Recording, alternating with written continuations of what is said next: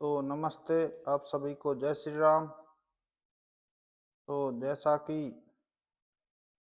हमारी कोचिंग का ही नाम है टॉपर्स क्लास, तो आप हमसे जुड़े रहिए। हम आपको बिल्कुल टॉपर बनाकर ही छोड़ेंगे।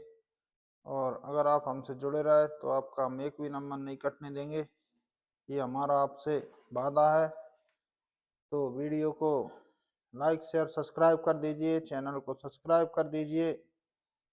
और चलिए चैप्टर चालू करते हैं। Fact are not science, test directory is not literature. तो मार्टिन एच फिशर का ये वाक्य को जो फैक्ट हैं वो विज्ञान नहीं होते हैं, जैसे कि डिक्शनरी लिटरेचर नहीं होती है, उसी तरह ही फैक्ट क्या है, साइंस नहीं होते हैं पूरे। तो चैप्टर फर्स्ट का क्लास 10th के चैप्टर फर्स्ट का नाम है साइंस के केमिकल रिएक्शन एंड इक्वेशन। तो इस चैप्टर में हम पढ़ने वाले हैं 4 टाइप की केमिकल और केमिकल रिएक्शन क्या होते हैं, इनको लिखते कैसे हैं, बैलेंस कैसे करते हैं, ये हम पढ़ने वाले हैं। तो लेट्स बिगिन, चलिए चालू करते हैं। तो आप क्या कर सकते हो, आपकी नोटबुक लेकर बैठ सकते हो, नोट्स बना सकते हो, उस बुक में अंडरलाइन कर सकते हो, या वीडियो को 3-4 बार देख लेना और लिख कर देख लेना, इससे आपको याद हो जाएगा और आप पेपर में अच्छे से लिख पाएंगे और आपके पूरे नंबर आएंगे। तो देख चेक चालू करते हैं part. Consider the following situation in daily life, what happen when. तो अपन ये कुछ कंडीशन दी हैं 6, इनको अपन अपनी लाइफ में देखते आ रहे हैं और सुनते आ रहे हैं, डेली की हैं। ये भी क्या है, केमिकल इक्वेशन, रसायन के ही ये कुछ उदाहरण है। Milk is the left at room temperature during the summer. तो जो मिल्क है, दूध को हम गर्मियों में रख देते हैं तो उससे क्या हो जाता है, दूध फट जाता है, दूध खराब हो जाता है। तो ये भी क्या है, एक रासायनिक अभिक्रिया है।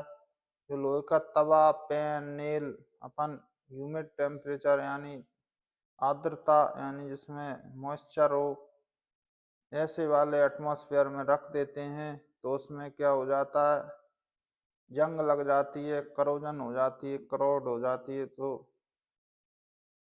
ये भी क्या है, chemical equation, chemical reaction. Grapes are fermentated. तो जो ग्रेप्स यानी अंगूर हैं, फर्मेंटेड हो जाते हैं, खराब हो जाते हैं। Food is cooked. तो जो खाना है अपना बुझ जाता है, खराब हो जाता है, वो भी क्या है, केमिकल इक्वेशन का एग्जांपल है। Food get digested in our body. तो जो खाना है वो हमारी बॉडी में पचता है, ये भी क्या है, केमिकल इक्वेशन का एग्जांपल। बी रेस्पायर, अगर हम सांस ले रहे हैं तो ये भी क्या है, केमिकल इक्वेशन यानी केमिकल रिएक्शन के एग्जांपल है।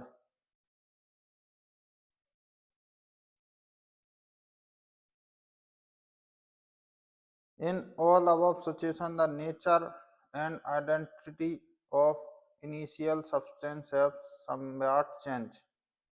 तो इन सारी कंडीशनों में जो इनिशियल कंडीशन थी चीज़ों की, वस्तुओं की, वो क्या है, चेंज हो गई, बदल गई है। यानी उसमें अगर चीज़ बदल गई यानी उसमें कुछ केमिकल रिएक्शन हो गया है। तो ये क्यों होता है, तो इसके बारे में अपन आगे पढ़ेंगे। We have already learnt about the physical and chemical change of matter in our previous class। तो हम पिछली क्लासों में क्या पढ़ चुके हैं कि चीजें हैं, वस्तुएं हैं, उनमें फिजिकल एंड केमिकल चेंज होते हैं मैटर में, ये हम पढ़ चुके हैं। Whatever a chemical change occur, we can say that chemical reaction have taken place। तो जब किसी चीज में कोई केमिकल रिएक्शन होती है, केमिकल चेंज होता है, तो उसको हम क्या कहते हैं, केमिकल रिएक्शन हो गया। व्हेनेवर अ केमिकल चेंज अक्वर, जब कोई केमिकल चेंज हो जाता है तो उसे हम क्या कहते हैं, केमिकल रिएक्शन कहते हैं। तो ये दिया अपन को एक एग्जांपल मैग्नीशियम रिबन का। अब इस एक्टिविटी में क्या दिया गया है,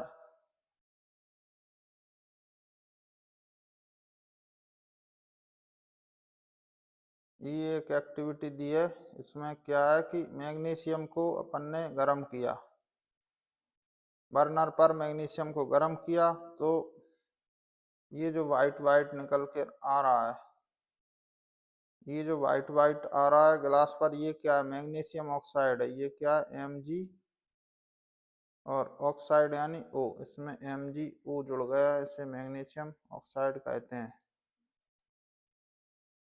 तो burning of magnesium ribbon with air and collection of magnesium oxide on in a watch glass. तो मैग्नीशियम को जब गर्म किया तो वो क्या? मैग्नीशियम ऑक्साइड बन गया है।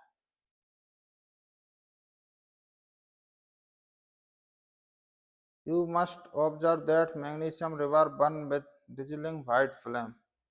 हमने क्या ऑब्जर्व किया कि जो मैग्नीशियम था व्हाइट फ्लेम के साथ चमकदार जला, और उसने एक व्हाइट पाउडर छोड़ा, और जो व्हाइट पाउडर छोड़ा उसे क्या कहते हैं अपन? Magnesium oxide.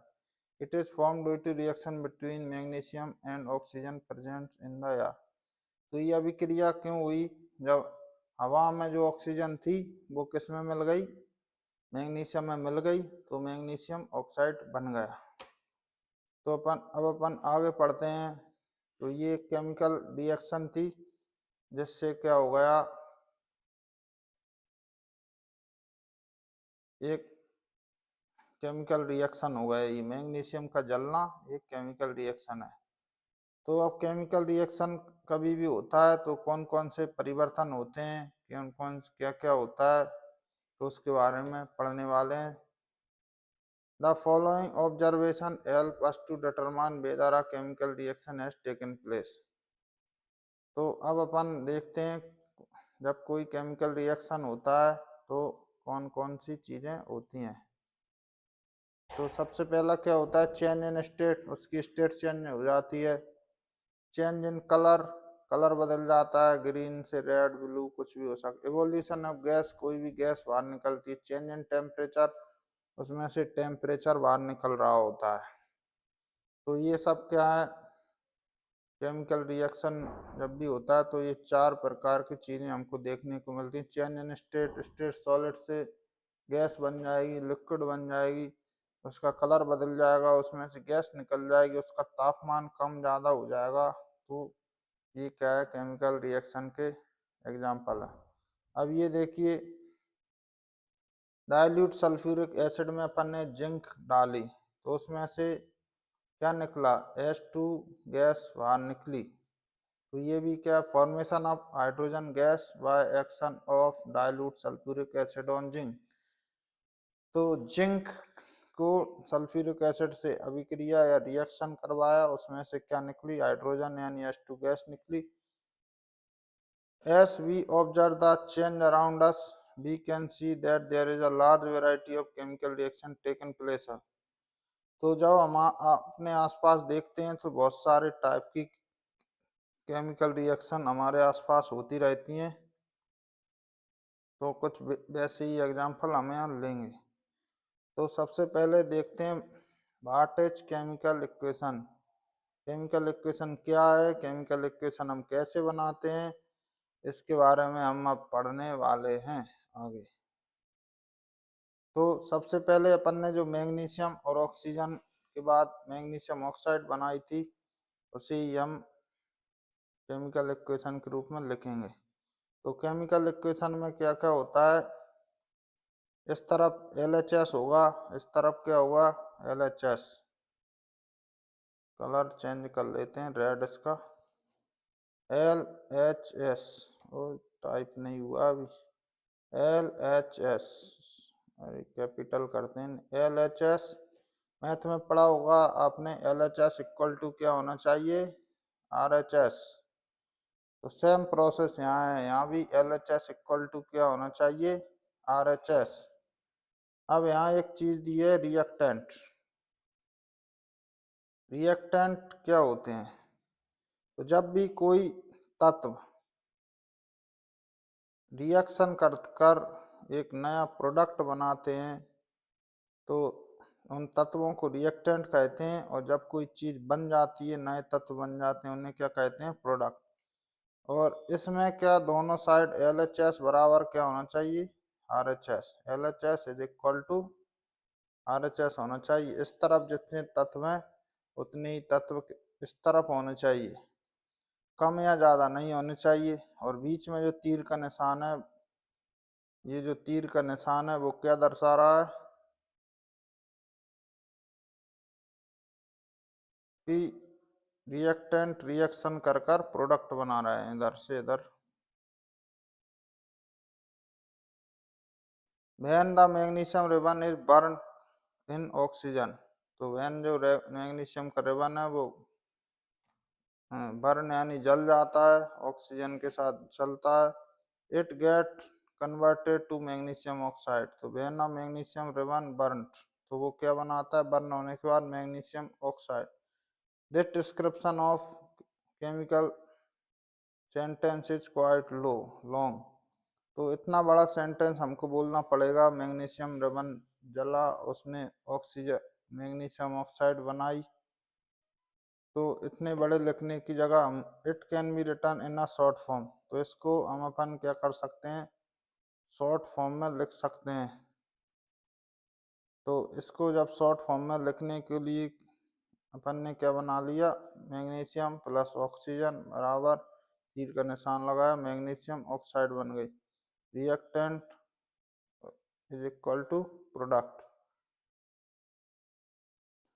तो ये भी क्या है बहुत बड़ा है लिखने में, तो इसको भी केमिस्ट्री में, ये केमिस्ट्री का चैप्टर है केमिकल इक्वेशन एंड रिएक्शन, तो केमिस्ट्री में इनके लिए पीरियोडिक टेबल होती है जिसमें जो जो तत्व हैं उनको लिखा जाता है। अपन पढ़ेंगे किसी एक वीडियो में, पीरियोडिक टेबल की वीडियो बनाएंगे। तो magnesium plus oxygen is equal to magnesium oxide.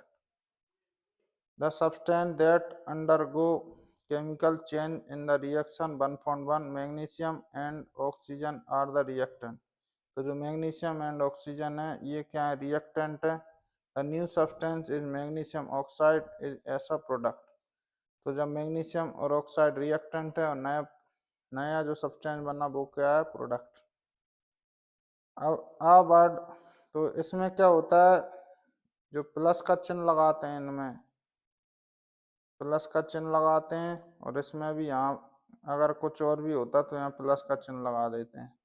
तो केमिकल इक्वेशन में क्या क्या होता है, रिएक्टेंट रहते हैं उनको प्लस का चिन्ह लगा रहता है और उसमें तीर का निशान लगाकर सामने प्रोडक्ट लिख देते हैं रिएक्ट, तो इसी को क्या कहते हैं केमिकल रिएक्शन।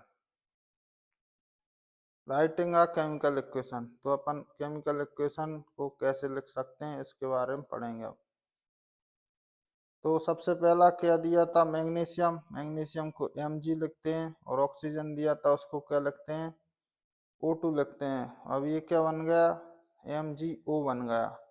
अब इसमें भी दिक्कत है, अभी ये LHS इक्वल टू क्या है RHS नहीं है, ये यहाँ क्या O2 दिया गया, यहाँ क्या सिर्फ O दिया गया। अब अभी अपन को बैलेंस करना है, तो यहाँ पर क्या लिख देंगे, यहाँ पर 2 लिख देंगे, तो ये क्या हो गया 2MgO हो गया। अब इसमें यहाँ भी किसकी जरूरत है 2 की जरूरत है। अब ये इक्वेशन क्या हो गई बैलेंस हो गई, इधर भी 2Mg LHS की तरफ और RHS की तरफ भी 2Mg, इधर भी O2 इधर भी 2O। तो अब ये क्या हो गया बैलेंस इक्वेशन हो गई, और ये केमिकल इक्वेशन अपन लिख दी। अब बैलेंस्ड केमिकल इक्वेशन, अभी ऊपर जो अपन ने किया था वो क्या है बैलेंस्ड केमिकल इक्वेशन का एग्जाम्पल था, अपन ने 2 का गुणा कर दिया था तो बैलेंस हुआ है। Recall the law of conservation of mass, तो अपन ने जो law of conservation of mass पढ़ा था उसको अपन रिकॉल करते हैं। मास can neither be created not be destroy in a chemical reaction, तो जो मास है किसी भी केमिकल रिएक्शन में वो ना ही क्रिएट होता है ना ही डिस्ट्रॉय होता है। That is the total mass of chemical reaction present in the product of a chemical reaction has to be equal to the mass to the element present in the reactant। तो जो chemical reaction है उसमें reactant का जो मास है और सामने जो प्रोडक्ट बन रहे हैं उनका मास है वो क्या है, बराबर होना चाहिए। Law of conservation of mass क्या कहता है, energy mass can not be created और नॉट बी डिस्ट्रॉय। जो मास है वो ना क्रिएट किया जा सकता है ना ही डिस्ट्रॉय किया जा सकता है। अब आगे इसमें अपन पढ़ेंगे जैसे मास में क्या होता है, इनके जो बॉन्ड हैं वो बॉन्ड टूट जाते हैं और बॉन्ड टूटने के बाद वो किसी नई चीज से जुड़ जाते हैं। तो जब नई चीज से जुड़ जाते हैं तो नया प्रोडक्ट बन जाता है, ना कि जो पुरानी चीज थी वो खराब हो गई। अब इसमें एग्जांपल देखते हैं, जिंक प्लस सल्फ्यूरिक एसिड क्या बन गया, जिंक सल्फेट प्लस हाइड्रोजन। तो ये जिंक प्लस सल्फ्यूरिक एसिड क्या रिएक्टेंट है और इधर जो सामने बने हैं ये क्या है, प्रोडक्ट है। तो ये क्या है, रिएक्टेंट है और ये क्या है, प्रोडक्ट है। अब रिएक्टेंट और प्रोडक्ट में जो तत्व हैं वो क्या है, बराबर होना चाहिए। तो Zn प्लस H2SO4, तो ये क्या बन गया, ZnSO4 प्लस H2 और H2 क्या है, बाहर निकल गई गैस। अब देखते हैं ये इक्वेशन बैलेंस है क्या, इधर भी Zn और इधर भी Zn बराबर है, कोई दिक्कत नहीं। इधर भी H2 इधर भी H2, ये भी बराबर है। अब बचा SO4, ये भी बराबर। तो ये इक्वेशन क्या है, एक बैलेंस्ड इक्वेशन है। इस इक्वेशन को क्या कह सकते हैं, बैलेंस्ड है। LHS और RHS में दोनों चीजें जो एक एक Zn है, RHS में भी एक Zn है, हाइड्रोजन में भी दो हाइड्रोजन है, RHS में भी दो हाइड्रोजन है। S यहाँ भी एक है, LHS RHS में भी ऑक्सीजन, यहाँ भी चार है उधर भी चार है। अब इस इक्वेशन में देखते हैं, यहाँ Fe है, इधर क्या है, Fe प्लस H2SO4 क्या बनाता है, Fe3O4 प्लस H2। तो यहाँ Fe है, उधर इधर क्या Fe3 है। तो ये बैलेंस्ड इक्वेशन नहीं है क्योंकि जो रिएक्टेंट है Fe प्लस H2O, प्रोडक्ट है Fe3O4, ये अभी अनबैलेंस्ड इक्वेशन है। और इक्वेशन हमेशा बैलेंस होनी चाहिए, LHS इक्वल टू RHS। इधर क्या दिया है, ये अपन को LHS दिया है और इधर क्या दिया है, ये अपन को RHS दिया है। तो LHS इक्वल टू क्या करना है अपन को, RHS। चलिए करते हैं, लेट्स बिगिन। इधर अपन 3 का गुणा कर देंगे 3, 3 Fe हो गए इस तरफ और इधर भी क्या है, Fe3 है। तो 3 Fe LHS equal to RHS हो गया। इधर भी H2 है, इधर भी H2 ही है। तो ये H2 बैलेंस, लेकिन O इधर एक O है, इधर 4 O है। तो अपन को इसमें 4 का गुणा करना पड़ेगा, यहाँ पर अपन को 4 लिखना पड़ेगा, तब ये बैलेंस होगा। यहाँ पर क्या लिख दिया अपन ने, 4 फुल लिख दिया। तो इसको थोड़ा छोटा कर देते हैं साइज, इससे कि दिखे कुछ गड़बड़ ना हो। ये क्या हो गया, इधर भी 4H, अरे खिसक गया,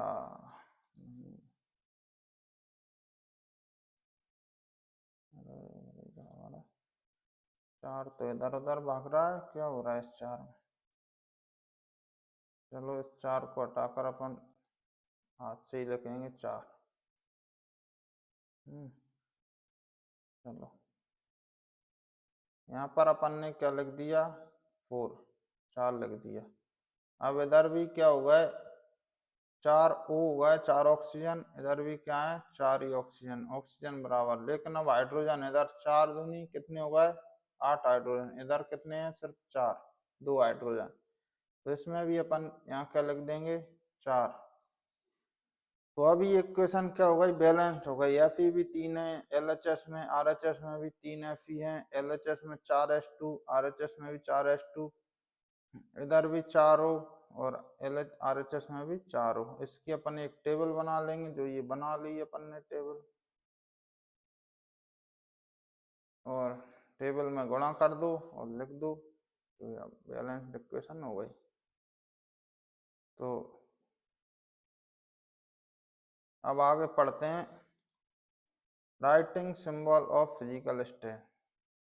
तो जो अभी तक इक्वेशन में अपन ने क्या पढ़ा था कि केमिकल इक्वेशन को बड़े में लिखने में बहुत बड़ा हो जाता है, उसको शॉर्ट फॉर्म में लिख लिया था मैग्नीशियम प्लस ऑक्सीजन बराबर मैग्नीशियम ऑक्साइड।